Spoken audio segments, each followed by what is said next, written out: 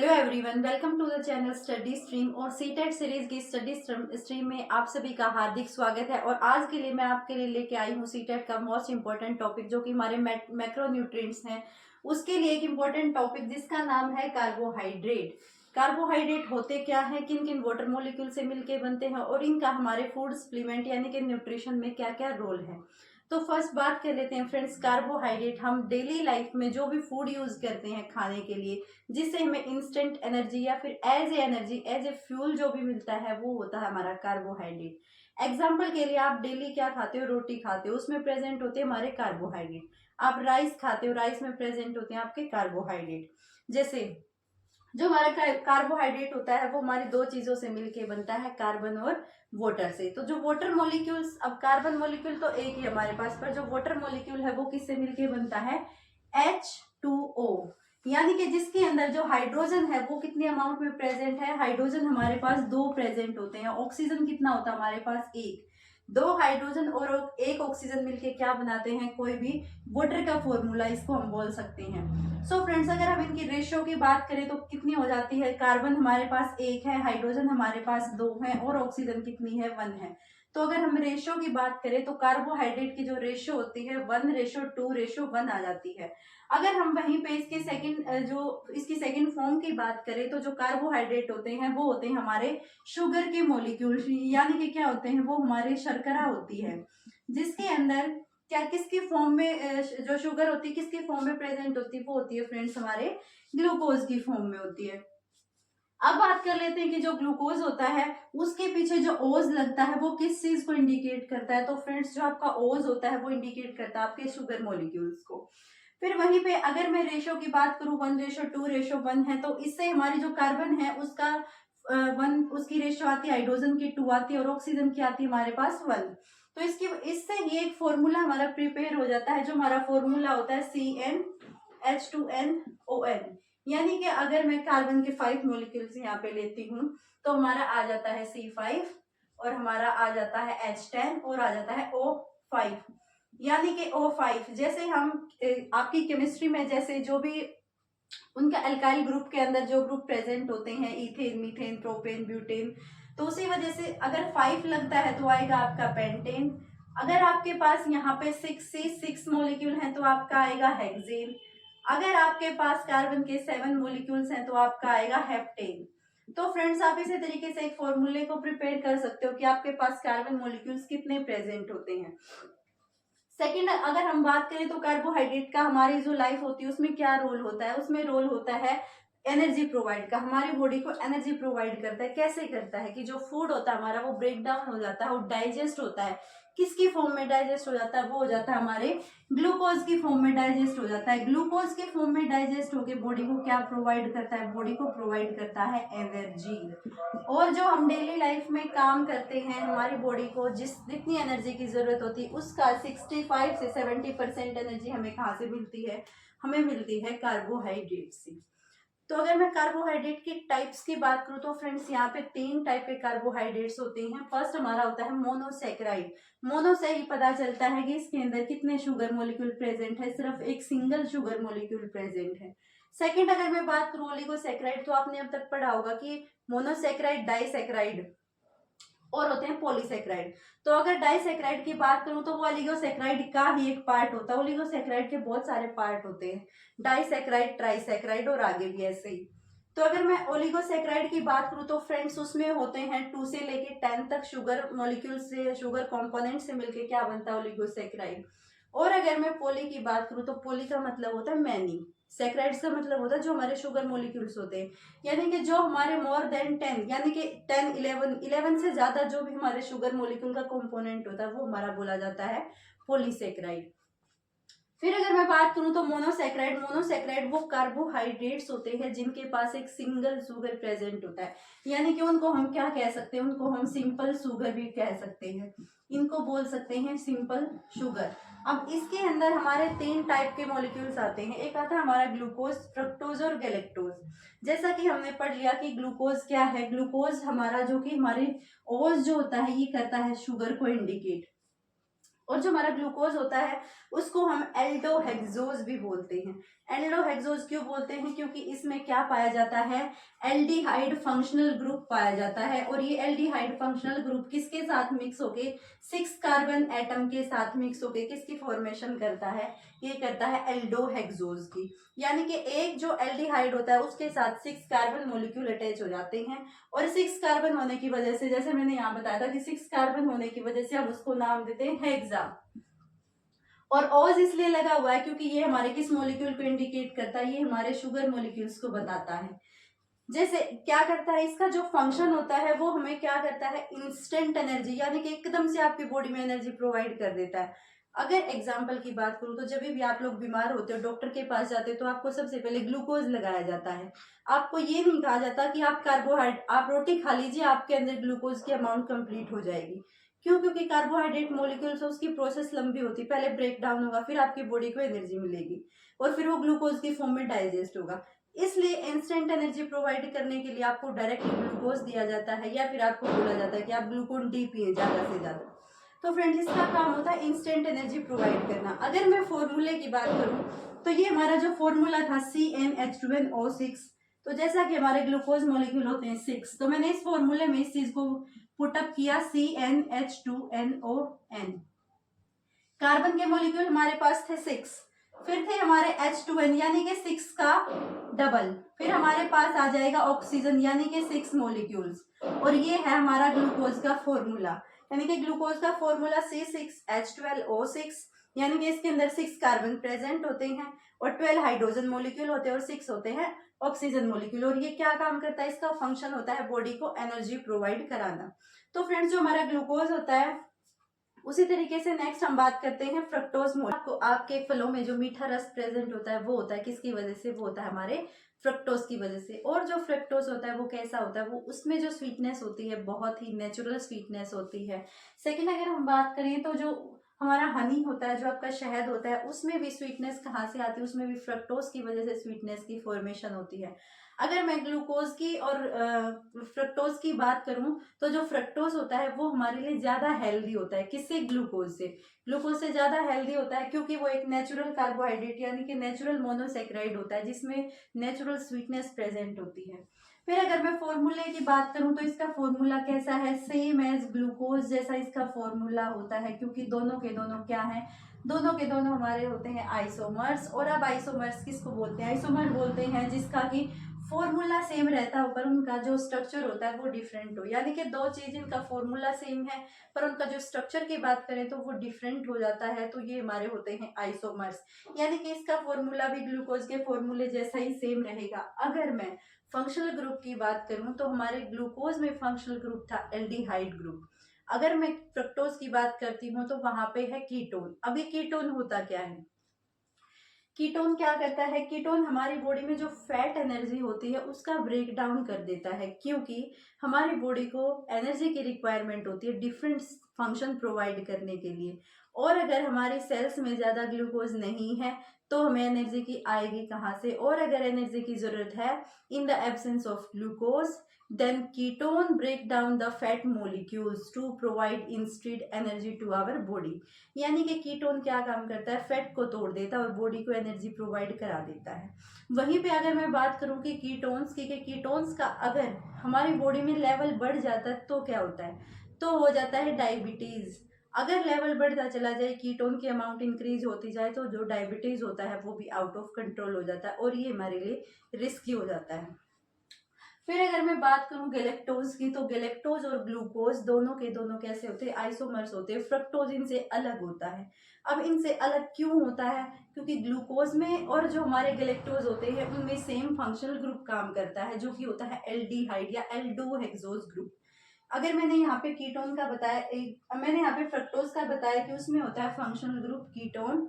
और अगर मैं बात करती हूँ गैलेक्टोज की, तो उसमें हमारा सेम कौन सा होता है, एल्डोहेक्सोज। एल्डोहेक्सोज सेम टाइप का, यानी कि जो हमारे ग्लूकोज मॉलिक्यूल्स होते हैं और जो गैलेक्टोज मॉलिक्यूल्स होते हैं दोनों के दोनों रहते हैं सेम। अगर वहीं पे मैं फॉर्मूले की बात करूं तो तीनों का फॉर्मूला, जो कि हमारे तीनों मोनोसेक्राइड होते हैं, ग्लूकोज भी, फ्रक्टोज भी और गैलेक्टोज भी, तीनों के तीनों आइसोमर में काउंट होते हैं, क्योंकि इनका फॉर्मूला सेम रहता है और स्ट्रक्चर डिफरेंट हो जाता है। फंक्शनल ग्रुप की बात हमने कर ली कि कीटो जो हमारा फ्रक्टोज होता है उसका फंक्शनल ग्रुप अलग होता है, हमारे गैलेक्टोज का और ग्लूकोज का सेम रहता है। फिर अगर मैं बात करूं कि जैसे एग्जांपल के लिए हम ले लेते हैं आरएनए की, आरएनए जो हमारा राइबो न्यूक्लिक एसिड होता है उसके अंदर किस टाइप का शुगर पाया जाता है, तो उसके अंदर पाया जाता है पेंटोहेक्सोज या एल्डोपेंटोज। एल्डोपेंटोज का मतलब क्या होता है कि उसमें जो ग्रुप है वो कैसा है, वो हमारा एल्डिहाइड ग्रुप है और उसमें कार्बन मॉलिक्यूल कितने होते हैं, कार्बन मॉलिक्यूल्स होते हैं पेंटो, यानी कि 5 टाइप के। तो इससे फॉर्मूला बनता है C5H10O5। सो फ्रेंड्स, ये थे हमारे गैलेक्टोज, फ्रक्टोज और ग्लूकोज, जो कि हमारे मोनोसेक्राइड के मोनोसेक्राइड थे, 3 टाइप के, ग्लूकोज, फ्रक्टोज और हमारा गैलेक्टोज। तो अब ओलिगोसेक्राइड्स क्या होते हैं, ओलिगोसेक्राइड होते हैं जिनके अंदर 2 से लेके 10 तक के शुगर मॉलिक्यूल्स होते हैं, यानी कि हमने पहले पढ़ा था कि जो हमारे मोनोसेक्राइड होते हैं वो होते हैं सिंगल शुगर, इसमें प्रेजेंट होती है 2 से लेके 10 तक, 2 से लेके 10 तक शुगर मॉलिक्यूल्स, और इसमें हमारे आते हैं 3 टाइप के। फर्स्ट है हमारा सुक्रोज, सेकंड है लैक्टोज, थर्ड है माल्टोज। तो फर्स्ट बात कर लेते हैं सुक्रोज की, कि सुक्रोज की जो फॉर्मेशन होती है, कौन कौन से मॉलिक्यूल्स, कौन कौन से जो मॉलिक्यूल्स होते हैं वो मिलके इसकी फॉर्मेशन करते हैं। तो जो हमारे ग्लूकोज है, फ्रक्टोज है, दोनों के फॉर्मेशन से दोनों के मिक्सर से किसकी फॉर्मेशन होती है हमारे सुक्रोज की फॉर्मेशन, यानी ग्लूकोज और फ्रक्टोज मिक्स होके क्या बनाते हैं, सुक्रोज। और जैसे कि बताया कि 6 कार्बन ग्लूकोज के, 6 हमारे फ्रक्टोज के, तो हो जाएंगे 12 कार्बन। फिर आते हैं हाइड्रोजन की, तो 12 हाइड्रोजन के, 12 हाइड्रोजन के तो आए 24, बट यहाँ पे मैंने लिखा है H22, क्योंकि जो हाइड्रोजन मॉलिक्यूल्स होते हैं वो 22 होते हैं। कैसे होते हैं अभी मैं आपको बताऊंगी। तो जो ऑक्सीजन मॉलिक्यूल्स होते हैं 6 इधर हमारा आ जाएगा 11, यानी कि यहाँ पे कितने, 2 मॉलिक्यूल हाइड्रोजन के और 1 हमारा ऑक्सीजन का। अब इन 2 मॉलिक्यूल्स के, हाइड्रोजन के जो मॉलिक्यूल्स है उनका और 1 ऑक्सीजन का होता क्या है, जब भी 2 मॉलिक्यूल एक साथ मिलते हैं तो एक कंपाउंड की फॉर्मेशन होती है और जिसमें से एक मॉलिक्यूल बाहर चला जाता है। इस वजह से ये फॉर्मूला C12H22O11, यानी कि ये किसका फॉर्मूला हुआ, ये हुआ हमारे सुक्रोज का फॉर्मूला। वहीं पे अगर मैं इसके कॉमन नेम की बात करूं तो इसको टेबल शुगर बोला जाता है। टेबल शुगर क्यों बोला जाता है, क्योंकि ये हमारा एक नेचुरल शुगर होता है। इसको हाउस होल्ड शुगर भी बोला जाता है। फिर अगर मैं बात करूं इसके फॉर्मूला की, तो फॉर्मूले के बारे में हमने इसको पढ़ ही लिया है। तो नेक्स्ट है हमारा माल्टोज, कि माल्टोज कैसे बनता है। माल्टोज हमारे बॉइल्ड राइस वाटर में प्रेजेंट होता है, यानी कि चावल का जो उबला हुआ पानी है उसमें होता है। किसके फॉर्मेशन से बनता है, ये है हमारे ग्लूकोज और ग्लूकोज, यानी कि जब ग्लूकोज के 2 मॉलिक्यूल एक साथ कंबाइन होते हैं तो किसकी फॉर्मेशन करते हैं, वो करते हैं माल्टोज की फॉर्मेशन। वहीं पे अगर मैं फॉर्मूले की बात करूं तो सेम फॉर्मूला होता है हमारे माल्टोज का। हमारे जो सुक्रोज होते हैं उसके जैसा ही सेम फॉर्मूला होता है माल्टोज का। ये तो हुआ डाइसैक्राइड की बात, यानी कि 2 मॉलिक्यूल्स जब 2 मॉलिक्यूल्स कंबाइन होकर किसी एक चीज की फॉर्मेशन करते हैं तो ये होता है हमारा डाइसैक्राइड, यानी कि 2 चीजों से मिलके बना हुआ। ओलिगोसेक्राइड के ही पार्ट होते हैं, डाइसैक्राइड भी, ट्राइसैक्राइड भी और उससे ज्यादा, यानी कि 2 से लेके 10 तक के शुगर मॉलिक्यूल उसमें ऐड होते हैं। अब बात कर लेते हैं कि ट्राइसैक्राइड्स की फॉर्मेशन कैसे होती है। तो जब 3 मॉलिक्यूल्स मिलके किसी एक चीज की फॉर्मेशन करते हैं तो वो होता है ट्राइसैक्राइड, जैसे कि हमारा ग्लूकोज, गैलेक्टोज एंड फ्रक्टोज, तीनों मिलके किसकी फॉर्मेशन करते हैं, एक फॉर्मूले की फॉर्मेशन करते हैं। और वो क्या है, यानी कि 3 चीजों से मिलने के बाद जब कोई एक चीज बनती है वो होते हैं हमारे ट्राइसैक्राइड। अब बात कर लेते हैं पॉलीसैक्राइड्स। फिर है पॉलीसैक्राइड। पॉलीसैक्राइड होते हैं हमारे वो जो कि बहुत सारे मॉलिक्यूल से, बहुत सारे शुगर मॉलिक्यूल से मिल, वो कार्बोहाइड्रेट जो बहुत सारे शुगर मॉलिक्यूल से मिलके बनते हैं। जैसे कि एग्जांपल के लिए हम ले सकते हैं कि मोर देन 10 शुगर, यानी कि 11 से लेके और इन्फिनिटी तक चले जाओ आप, उनको बोलते हैं हम पॉलीसैक्राइड्स। अब पॉलीसैक्राइड के अंदर हमारे 5 टाइप के मॉलिक्यूल्स आते हैं। फर्स्ट है हमारा cellulose, starch, glycogen, chitinone, heparin. First अगर हम बात करें फ्रेंड सेलुलोज की, तो सेलुलोज किसकी फॉर्मेशन में हेल्प करता है, हमने बहुत बार ये चीजें पढ़ी हैं कि जो प्लांट की सेल वॉल होती है किससे मिलके बनती है, वो बनती है सेलुलोज से। और भी बहुत सारे सेलुलोज के यूजेस होते हैं, जैसे कि जो सेलुलोज होता है हमारा किसकी फॉर्मेशन करता है, जो पेपर हम यूज करते हैं पढ़ने के लिए, लिखने के लिए, जो हमारी बुक्स में जो पेपर होते हैं या फिर जो हमारी नोटबुक्स होती हैं उनके जो पेपर्स होते हैं किसकी फॉर्मेशन से होते हैं, वो होते हैं सेलुलोज की फॉर्मेशन से। कैसे होते हैं? क्योंकि पेपर इंडस्ट्री किन का यूज करती है? पेपर इंडस्ट्री यूज करती है आपके ट्रीज को। और ट्री के अंदर क्या पाया जाता है? ट्री के अंदर होता है सेल वॉल। क्यों सेल वॉल? और सेल वॉल किससे मिलते बनती है? वो बनती है हमारे सेलुलोज की फॉर्मेशन से। सेकंड बात करें तो जो टेक्सटाइल इंडस्ट्री होती है, जो आपके कपड़े की इंडस्ट्री होती है, उसमें भी सेलुलोज का यूज किया जाता है। क्योंकि सेलुलोज एक रेयन होता है जो कि हमारा आर्टिफिशियल फाइबर होता है और उसकी फॉर्मेशन में जो है सेलुलोज का यूज किया जाता है। थर्ड होता है सैनिटरी पैड्स। जो सैनिटरी पैड्स होती है, जो कॉटन पैड्स होती हैं, उनमें किसका यूज होता है? उनमें भी सेलुलोज का ही यूज किया जाता है। फिर अगर सेकंड में बात करूँ स्टार्च की, तो इसको बोला जाता है मंड। और ये कहाँ प्रेजेंट होता है? जैसे आप राइस को बॉईल करते हो तभी भी आपको ऊपर व्हाइट स्ट्रक्चर दिखता है, वो हमारा होता है स्टार्च। इसी तरीके से पोटैटो का एग्जांपल ले सकते हो। ये स्टार्च अब होता क्या है? जो हमारे प्लांट्स होते हैं वो फूड को स्टोर करके रखते हैं लीव्स के अंदर, और लीव्स को बोला जाता है food factory of the plant. यानी कि प्लांट की फूड फैक्ट्री, जहाँ पे वो फूड को स्टोर करके रखते हैं। अब फूड उनमें किसके फॉर्म में होता है? फूड होता है स्टोर स्टार्च की फॉर्म में। ग्रीन लीव्स के अंदर स्टार्च की फॉर्म में जो है फूड स्टोर रहता है। एग्जाम्पल के लिए आपके मेज है, राइस, पोटैटो, सब में स्टार्च प्रेजेंट होता है। और इस स्टार्च के लिए टेस्ट भी किए जाते हैं। कार्बोहाइड्रेट टेस्ट किया जाता है जिसमें आयोडीन सॉल्यूशन को यूज किया जाता है। उससे अगर कलर चेंज होता है ब्लू ब्लैक कलर, तो ये आपका स्टार्च प्रेजेंट होता है। फिर बात कर लेते हैं ग्लाइकोजन की। ग्लाइकोजन होता है जो कि बहुत सारे ऑक्सीजन मोलिक्यूल की फॉर्मेशन से मिलके बनता है। और अब ये स्टोर कहाँ रहता है? ये स्टोर रहता है एनिमल्स के लीवर में और एनिमल्स की मसल सेल्स में। उन सेल्स में ये स्टोर रहता है। ये हमें as a long term energy provide करता है। यानी कि जब भी बॉडी को एनर्जी की जरूरत होती है कि 2 से 3 दिन तक उसको फूड नहीं मिलता है, तो क्या करता है? जो उसमें ग्लाइकोजन की फॉर्म में जो भी फूड स्टोर होता है उसको एज ए एनर्जी यूज कर लेता है, और ये मिलके बनता है बहुत सारे ग्लूकोज मोलिक्यूल से। सो फ्रेंड्स, अब बात कर लेते हैं नेक्स्ट हमारा काइटिन। फिर है काइटिन। काइटिन हमारा होता है लॉन्ग चेन पॉलीमर, यानी इसको हम बोल सकते हैं biopolymer in nature. Biopolymer in nature. ये इसका क्या काम होता है? इसका काम होता है कि जो इंसेक्ट्स की अपर कवरिंग होती है, जैसे आपने कॉकरोच में कभी भी देखा होगा, अपर बिल्कुल लाइट कलर की कवरिंग होती है, वो किससे मिलके बनती है? वो मिलके बनती है काइटिन से। तो हम कह सकते हैं कि अपर कवरिंग होती है इंसेक्ट की, उसकी फॉर्मेशन किसकी वजह से होती है? वो होती है काइटिन की वजह से। सेकंड, अगर हम बात करते हैं फंगस की, आर्थ्रोपोड्स की, और कौन हो सकते हैं उसमें? और हो सकते हैं हमारे निमेटोड्स। उनके जो ऊपर वाली कवरिंग होती है, सेल वॉल इसको नहीं बोल सकते, सिर्फ बोल सकते हैं कि जो अपर कवरिंग होती है। यहाँ पे सेल वॉल क्या है? सेल वॉल का मतलब होता है अपर कवरिंग। जो अपर कवरिंग होती है वो किससे मिलके बनती है? वो बनती है फ्रेंड्स काइटिन से मिलके। अब जो काइटिन है वो सेकंड मोस्ट अबंडेंट पॉलीसेकेराइड है नेचर के अंदर। इसका क्या मतलब है कि पर ईयर इसकी बहुत ही लार्ज अमाउंट के अंदर, अबंडेंट अमाउंट के अंदर जिसकी प्रोडक्शन है वो पाई गई है।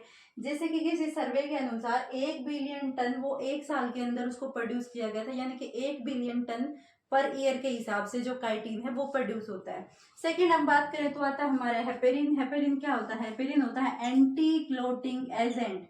क्लोटिंग एजेंट का मतलब होता है थक्का जमना। फिर एंटी अगर आगे लग जाता है, एंटी का मतलब होता है कि किसी चीज को प्रिवेंट करना, उस चीज को नहीं होने देना।